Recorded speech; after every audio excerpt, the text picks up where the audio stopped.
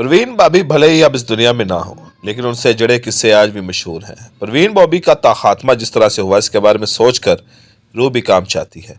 प्रवीण बॉबी की लाश कई दिनों तक फ्लैट में पड़े रहने के बाद पुलिस को बरामद हुई थी।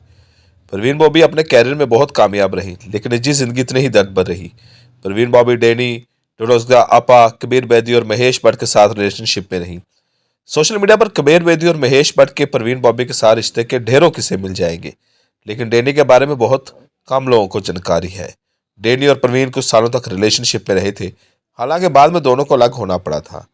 डैनी ने एक मरतबा बॉलीवुड हंगामा को दिए गए इंटरव्यू में अपने और प्रवीण के रिश्ते के बारे में बात की थी। उन्होंने कहा था, हाँ, वो मेरी पहली गर्लफ्रेंड थी और हम एक ही बिल्डिंग में रहते थे। वो चौथी मंजिल पर थी और मैं पहली मंजिल पर।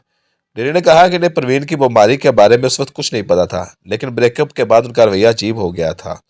डेनी ने बताया, एक बार जब वो अपनी गर्लफ्रेंड कम के साथ बम्बे के घर पहुंचे तो उन्हें प्रवीण को अपने बेडरूम में वीसीआर पर फिल्में देखते हुए पाया। डेनी ने कहा था, प्रवीण मुझे रात के खाने पर मधु करती थी। इन दोनों मेरी एक नई गर्लफ्रेंड कम थी। ये बहुत बुरा होगा जब तुम्हारी साबका गर्लफ्रेंड किसी भी वक्त तुम्हारे घर आ सकती हो, तो किसी भी लड़की के लिए इसे कबूल करना मुश्किल हो जाता है। तो हुआ यह कि मैं पैकअप के बाद किम को सेट से लेकर घर पहुंचा तो क्या देखता हूँ, प्रवीण मेरे बेडरूम में आराम से बैठकर वीसीआर पर फिल्म देख रही है। और जब इन्होंने प्रवीण को ऐसा करने से मना किया तो उन्होंने जवाब दिया, हमारे बीच कुछ नहीं है, हम दोस्त हैं। तभी से डैनी को लगने लगा था कि प्रवीण की हालत ठीक नहीं और वो इन्हें इसी हालत में देखकर डर गए थे।